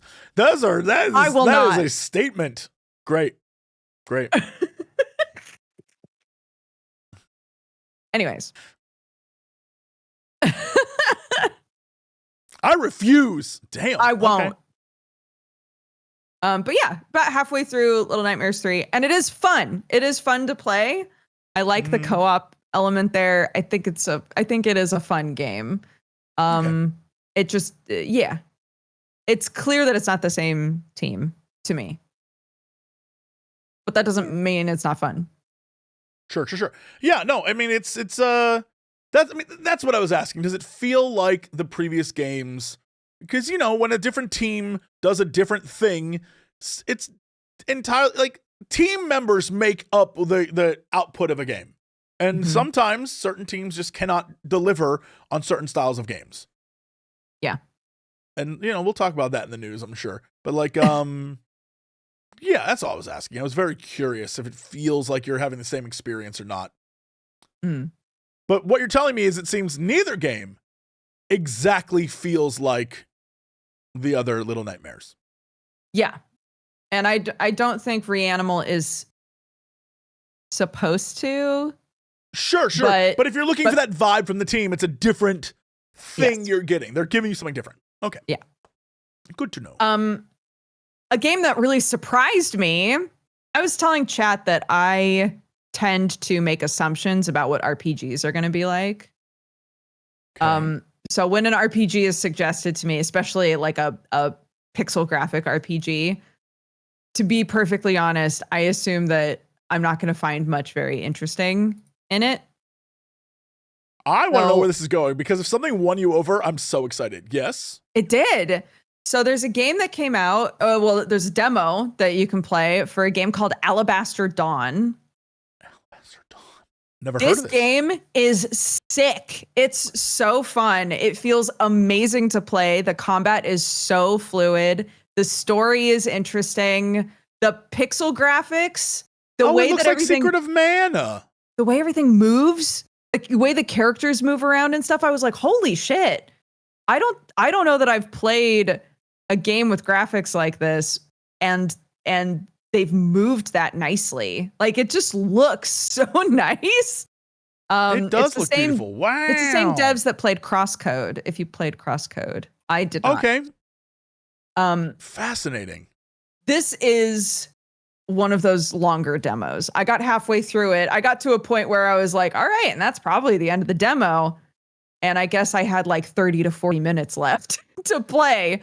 So I haven't actually finished it, but what I did play of it, I loved. I thought it was so fun. And I'm very curious what it's like. Is there voice acting? I don't think so. I think I did voices. Did I? All right. This might be one Jesse plays on his own time. I'm going to let y'all know. Doing voices on stream for a long period of time, by the end, it wipes you out. Hello. I know. I feel you, man. Hello. Look, game devs, you don't need to do voices in your games, but if you do voices in your games, the likelihood of more people playing it is so much higher. Yeah. It's just, It's especially just the streamers, cost, isn't it? That's it's an always easy, the cost. Yeah. That's an easy cost if you're just like trying to make sure the game gets made. It's an easy And a thing to lot be of the like, I guess we times- won't have VO. Yeah. Yeah, especially in RPGs, a lot of the times the voices can actually hamper the game. Unless you hire like actors.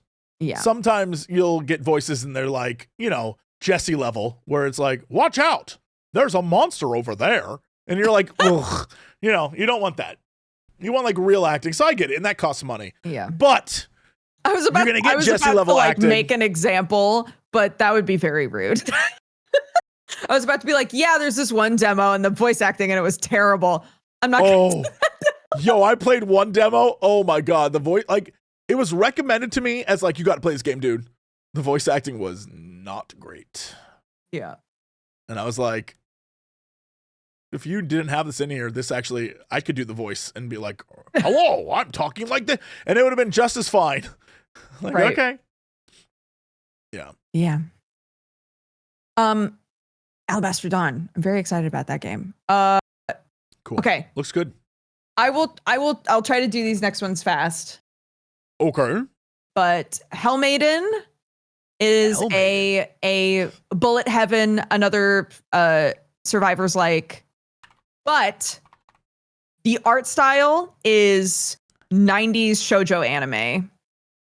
If you are a fan of Utena, Sailor Moon, oh my God, the character designs are amazing. They have when they do their ults, they have full animations like they're in a magical girl anime. Holy shit, it's so good. It's so good. I was like, wait a minute. This is amazing. It's crazy too, because it like the vibe I'm getting completely is like Hollow Cure. Yes. Yeah. It has that Hollow Cure vibe to it, which honestly, Because they're like cutie little pixel girls. Mm-hmm. And then when they do shit, you're like, whoa. It's very pretty. I'm looking at that shit in which they do. Awesome. Yes, downloading that demo right now. Yes, Love please that. do. Another one that I think is worth checking out is called The Berlin Apartment. This is a much more serious game. Where are you finding these games? Amazing. All right, Berlin Apartment. The Berlin Apartment. It is. It highlights an apartment in Berlin. You might have assumed.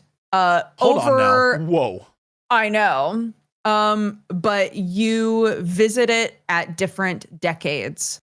So you experience it modern times, you experience it when the wall is up, you experience it before the wall goes up, and see who was living there and what their life was like, and sort of like puzzle piece together how this apartment went from person to person to person. And yeah, I think it's probably going to be very sad, but also very lovely. I liked the feel of playing it. So, yes. What's really funny about this is I saw in chat someone was like, "None of these were recommended to me. Like, how'd you find these?" I feel like it picks what you already own and sends you kind of like recommendations on your Steam page. Here's the problem. Mine recommended to me a lot of horror games, which are great. It recommended to me a lot of RPGs, which are great, and a lot of strategy games, which are great. But it also recommended to me literal porn. Here's the problem. Yeah. While I appreciate that tremendously, thank you, Steam, I'm going to call y'all out. Dear erotica video game people, what are y'all doing? What the hell is going on? The amount of AI bullshit I saw. Oh my God. Supremely AI generated, all looking the same, dirty games. I was like, this is trash. You're trash. Draw the boobies like God intended. This is awful. It was so gross. I was like, they all look the same, and it's all like, get your phone out and talk to a girl. I'm like, this is the stupidest thing I've ever seen in my entire life. Just, there's so much of it. Like, not even like one or two. I'm going to say like 80% of the adult games that were on the Next Fest stuff were like AI. Not cool. That's trash. I do appreciate that Steam has a section now where they have to disclose if they used AI to make any part of the game and specify what part. Because there were Is there a thing you can toggle that says, don't ever show me this? Because we need that. I don't know. That would be great though. No, here's what I do. Here's my secret sauce. You ready? Every Next Fest, like a week or two before the Next Fest happens, my mods make a channel in the Discord, a forum in the Discord for people to suggest demos. And then I go through and anything that looks good and interesting, I play. Hey, y'all, all you need to do in order to get all the demos that are on Steam that you want to play, have a multi-decade career. No. As a streamer and or influencer, set up a chat, have people in the chat give you all the information, and then you hand select them from the work other people did. The forum is open to everybody, baby. Just got to go look at my forum. Self-plug. Right. Oh, that's even more shameless. How dare you? You just have to come join me over on my thing. You just got to come to my Discord. Yeah, you just got to be a member of my Discord. Yikes. There's plenty of amazing games that I didn't even get to, but you could. There's so many games. You can check it all out. All you got to do is come over and Yikes. Shameless. I approve. I have one more. Can I talk about one more game really quick? Mm-hmm. Did you play Webbed? That game where you're a cute little spider? No. Okay. What? This is what happens when you have a forum that... Is it just Webbed game? Yeah. I played this game forever ago, and they made a spin-off game called Isopod. This game is so cute.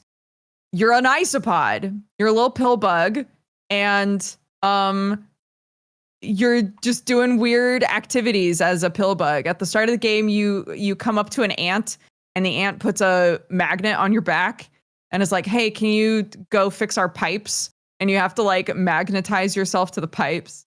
This sounds insane, but I'm begging you to go play this demo. It's so cute. I love the way that your little guy moves around. You can change yourself into different types of isopods. If you're an isopod enjoyer, you can be a dairy cow isopod like right away.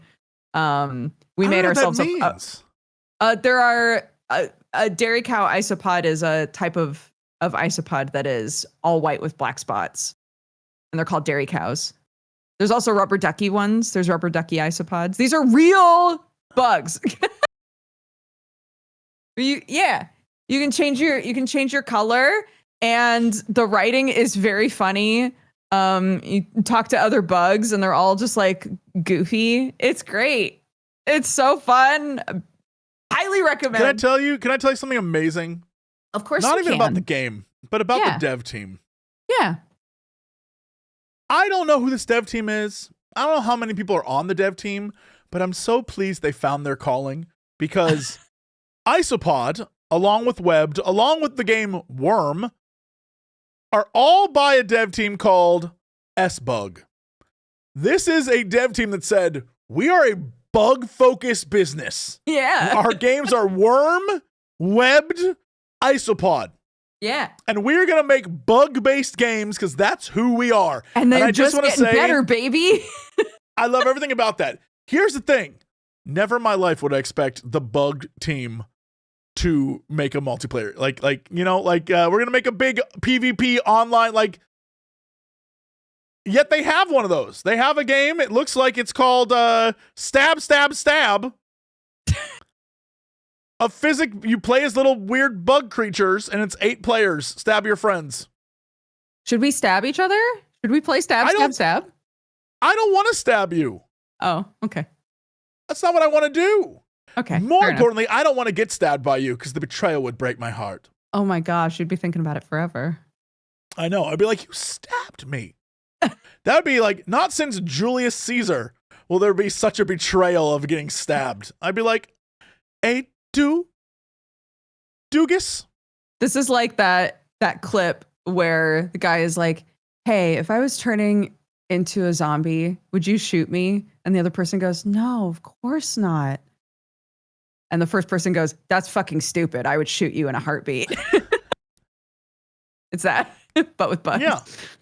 I don't want to get stabbed. I don't want to be betrayed. What about a game called like High Five? High five, high Where five, you high just go five. around high-fiving everyone, and whoever gets the most high fives wins. But it has to be 5 times. High five, high five, high five, high five, high five. Or high, Great. high five. That's also good. All these are great.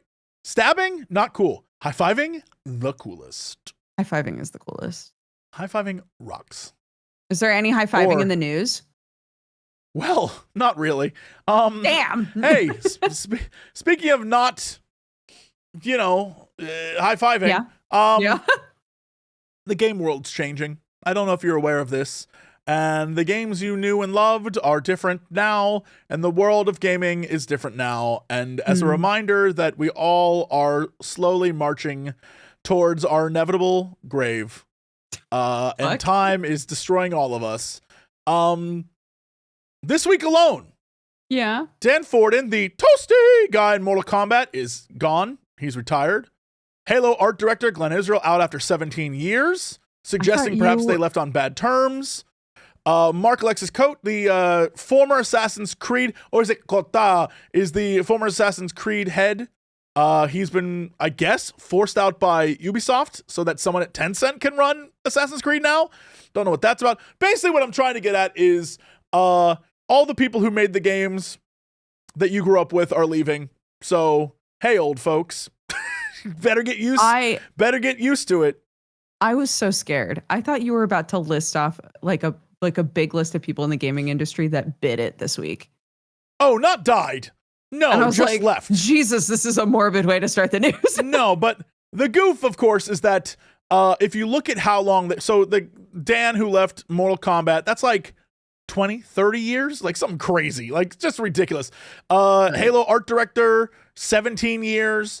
The Mark Alexis from Ubisoft, since like the OG Assassin's Creed. Basically, all of these people who have been in games for a long time are leaving now, and it's just kind of, been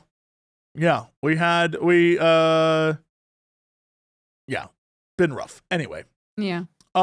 Then interestingly enough, in a weird kind of like I don't understand the world anymore, we saw that Battlefield, the newest Battlefield, Battlefield 6, is the biggest launch in series history, selling 7 million in 3 days.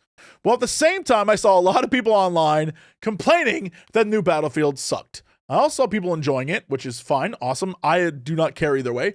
But it's one of those things where the vibe of the new Battlefield, and again, I don't know any of this. I just exist on the periphery. Yeah. But if you have been on the internet over the last 2 weeks, you've also seen Taylor Swift's new album came out. And everyone's like, it's trash. It's garbage album. Garbage, yeah. Yet it is the fastest selling album she's ever released. Yeah.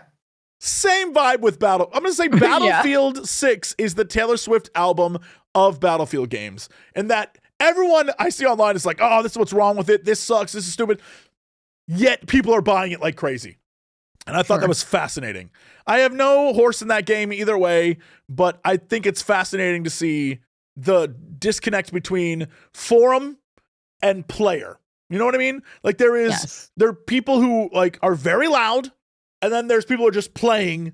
And I always think that's interesting because as a game dev, that's got to be very difficult to do. Yeah. Where it's like you see people saying, oh, your game sucks, yet numbers wise, you're doing amazing. So the question is, do you only focus on this, or do you look at this and be like, well, what don't they like? What are we doing here? How do you sift through and find actual critique that you can work with? Yeah. Yeah, I don't envy that at all. But I'm not playing either, and I don't listen to Taylor Swift, so I have no knowledge of either. So what the hell do I care? It also doesn't help that you and I, and probably a lot of people that are watching right now, engage enough with the gaming community that we are going to get shown a lot of, because remember, the algorithm, these fucking robots, they love shit that makes people mad, that causes arguments in the comments, right? Yes, absolutely. So the likelihood also that we are getting shown the most contentious posts about things like Battlefield is definitely a variable. Yes. Oh yeah. And I mean, that's what I'm saying. Like, I don't know anything. I loved some of the other Battlefield games, like loved them. Yeah. I remember you were super into 3, 4? One of those. Both, I think. Yeah. I even played 1 for a while, or whatever, the one that was like, it's 1914. Like, right. I don't know. I love that I can have a game where I can shoot a guy, but also just jump into like a missile launcher and stay in the back and be like, missile, and have a good time. Like, I've always enjoyed those games, but I didn't play 5, and I haven't, there's nothing in me that says I got to play 6. Yeah. But it's interesting that people were complaining online, and then like the game is rocking. So I don't know. I feel like that's kind of the way media is these days. Yeah. And a very interesting turn of events, Quantic Dream, who we talked about Detroit earlier. Yes. Known for its, hey, you have to figure out what path you want to go down in this game that we're making that may be a mystery and or other thing. Their next game is not that at all. In fact, their next game is a 3v3 strategic action game. Interesting. Okay. I don't know why. I don't just want to do something new, man. I don't understand. I get the idea of wanting to do something new, but it seems like everyone's trying to find their like, this will generate money for us. Sure. So we don't have to make something else immediately. We'll have money to make this other project we really want to make. So instead, we're going to make this thing. It's a trend lately. A lot of devs are like, let's make our own multiplayer. We can generate income to work on the thing we really want to work on. Right. So then the multiplayer game's kind of like a little half-assed. And you're like, okay. Yeah, I don't know what this is going to lead to. I don't know if it's going to be good, but it's not a game type that I like. I don't play those games, so yeah, no PvP for me, please. Then, in a very fun kind of conversation here, a trailer was released for McDonald's Japan's new Street Fighter themed burgers, which are absolutely cute. They're based on Ryu, Ken, and Chun-Li, and the commercial, if you can find it online, is very cute. They have sprites and assets that were created just for it. There's one where Chun-Li, she's eating the burger like, oh, it's very cute. To give you a description of what these burgers are like, for those of you in Japan, this is nowhere else. Ryu's burger is the burnt garlic mayonnaise egg teriyaki burger. And it's promoted online with an animation of Ryu throwing a burger-shaped fireball at Akuma. Akuma throws a garlic-shaped fireball, and the two combine to make the burger. Chun-Li's burger is a Yurinchi fried chicken mayonnaise burger and features similar animation of Chun-Li fighting Guile. And then Ken's burger is a triple cheeseburger because he's Ken and he's from America, and I assume they think that's hilarious. So funny. They're like, it's a burger, guys. Yeah, it's like, but bigger. There's a lot of meat on it. America. Yeah, it's a big burger because he's American. Yeah. I wonder, did they already have this is I need to know some like deep lore of McDonald's in Japan. McDonald's? Did they have a triple cheeseburger at McDonald's before in Japan? Or was that like, no, that's too much meat? I don't know. For Ken though, dude, for Ken, 3 patties. I don't know. But I thought it was very cute. Not. Because otherwise that would be very silly to be like, we have a special burger for this guy, special burger for Chun-Li, and Ken just gets a burger we already had. Yes. Yeah, I mean, it has to be unique. I don't know. I will say, hilariously, this is already causing McDonald's employees in Japan to like freak, because the last time they did a campaign, which was Pokemon, it was supposed to last 3 days, and they had to shut it down after 1 because people went nuts. I remember that. So I am excited to see what happens. I'll live vicariously through you.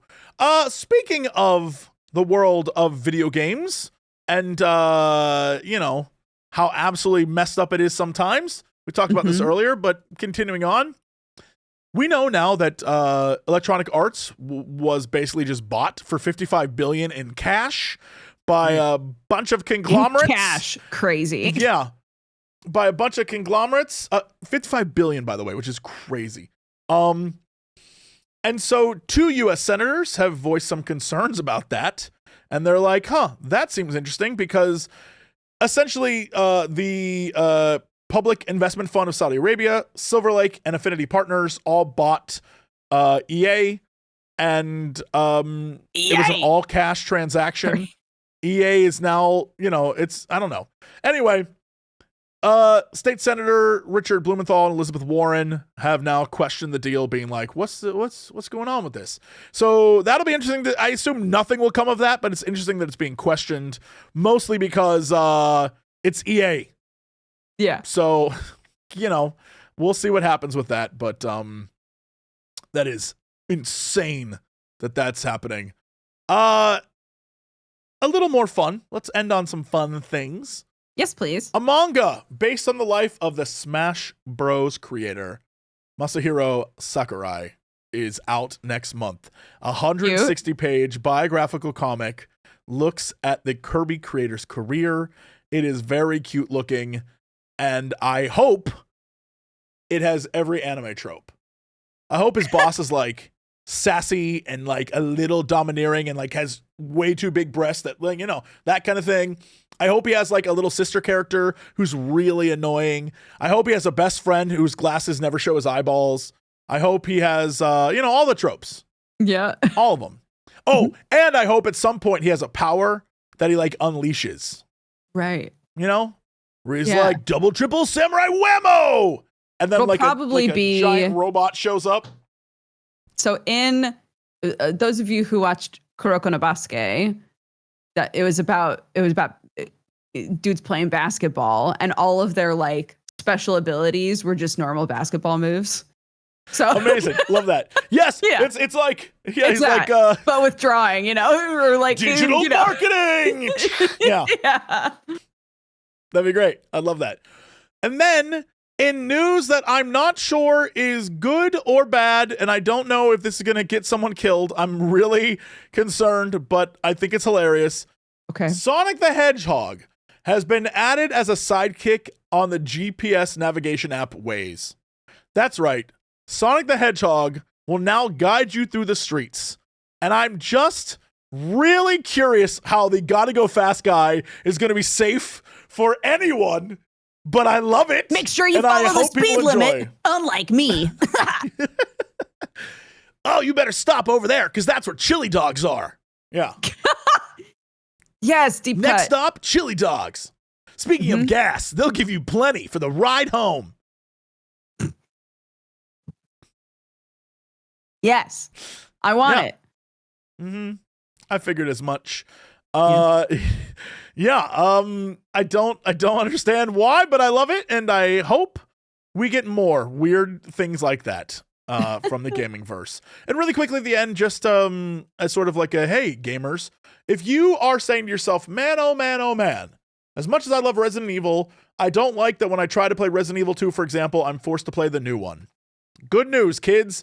You don't have to. GOG looks like they convinced Capcom to let Resident Evil 1, 2, and 3 be available in a bundle on GOG, so you can play the original versions and have them, because GOG's like, hey, we won't take that from you. So there you go. You can collect them forever if that's what you want to do, and I figured I'd throw that in there right now. But that's it for the news, baby! That's it. Oh my goodness. Jesse, what have you got going on this week, buddy? Well, I think right after this, since I don't have to do Scary Game Squad stuff today, I'll probably play Glitch Spanker. Very excited for that game. Super fun and silly. I want to play it, and I have the time. So I'll probably do that today. Tomorrow, just going for a walk with some friends. Nothing crazy there. Cute. Just going for a walk. Cute. Just taking a walk. Cute. Yeah, and Sunday, my mom and dad wanted to, so you are aware of Knott's Berry Farm, right? Like, you understand. Of course. Right. Of course. So my mom and dad want to go to... You're doing Knott's Scary Farm with your parents? Here's the thing. They don't want to go to the actual Scary Farm. They just want to go because my dad has got it in it that he wants to eat the boysenberry or whatever. So we're going literally just for lunch. We're going to drive down because my parents want to go experience so funny. That. No, they have to walk in and see Knott's Scary Farm. I don't think that's going to happen. They have to. My dad would not tolerate all the way there? I'm just letting you know. So we're gonna go do that. So that'll be most of my day Sunday. But then next week, I don't know. More Scary Game Squad stuff, more goofs and goofery, and that'll be fun. Yeah. Fantastic. My kids' half-term break has begun. So I'll be doing all the normal stuff except, a couple hours later so I can hang out with her in the mornings. Nice. Should be fun. I'm very excited. I'm going to, because the last couple of years, I've really dropped the ball on Halloween decorating. And Sure. I really want to just make a bunch of unhinged shit. So I'm planning this week to spend my mornings making weird shit with my child, and I'm very excited. Mm-hmm. But otherwise, I'll be playing games. Yeehaw! I need to finish Silk Song. It's taken too long. I need to finish that game because otherwise, I'm one bad day away from just having the whole shit spoiled for me. Yeah. So. Yeah. Yeah. I haven't even. I played like 3 hours of that game, so I don't even. Everything's a spoiler to me. Yeah. I haven't touched Hades 2. That That's again. Look, it got you. I knew this was going to happen to everyone. They released Hades 2. Everyone played it during that time period where it was like, "Yo, this is brand new content," and even though it's not complete, it's great. I played the very beginning of it when it first dropped, and then I stopped. I haven't played more than a couple hours of it. They got you. I'm telling you. What do you mean? They got you. No, they specifically didn't get me. They did. You played a little bit. You got to experience the game, and then you're like, "All right, I'll come back to it later." But in order to come back to it later, you have to restart from the beginning now. Yeah, which is nothing. I played like 2 hours. Okay, let me know when you start it. Okay. It may be. Can I tell you something right before we leave? Can I tell you something that gave me psychic damage today? Whoa. Yes.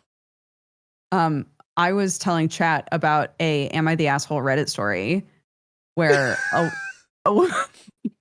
where a woman was like, whoa. Can we become that podcast really quick? Can we do that? I love the podcasts that are like, we have nothing to talk about, so we're just going to do Reddit stories. Yes. Oh my God, yes. Am I the asshole? I left my husband at the grocery store because he kept talking like a toddler.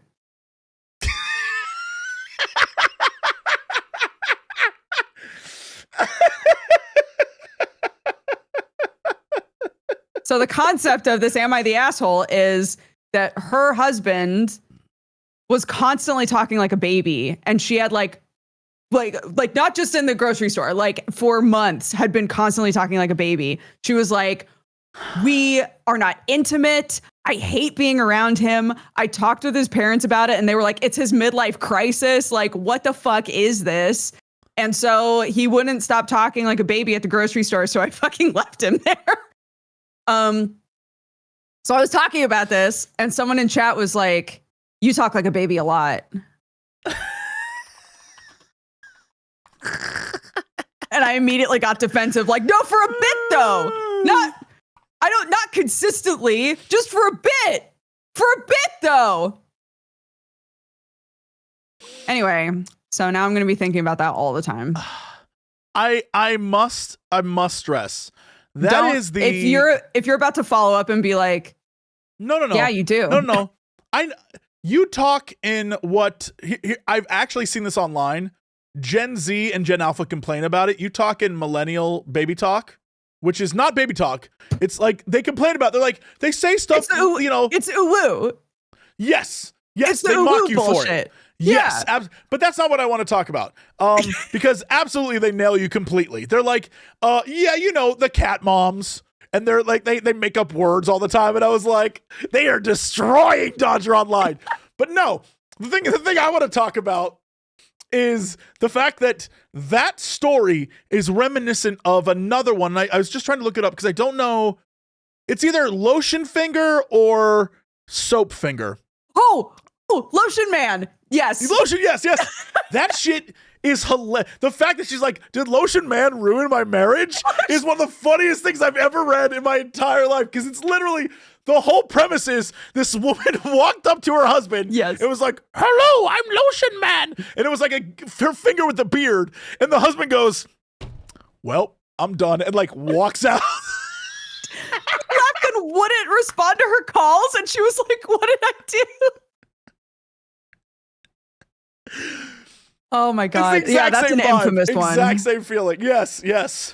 Yeah. That's all I could think about when you were like, yeah, you just talked in baby talk. And I was like, I think I want to leave him. Same vibe as like, hello, I'm the Lotion Man. And the guy was like, nope. Oh, they wound hilarious. up being for very different reasons, but Yes. yeah, on the surface, they feel like the same story.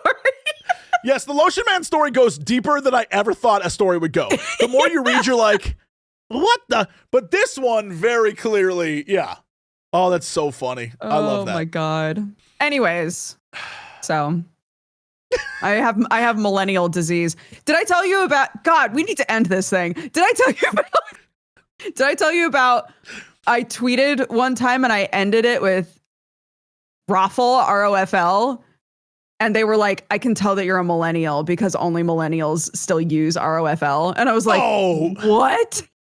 I will, sometimes when I'm purposefully joking but being snarky, I'll do the like, meh emoji, right? The tongue And face. people will be like, yeah, and they'll be like, oh, you're such a millennial. I'm like, yeah. Yes.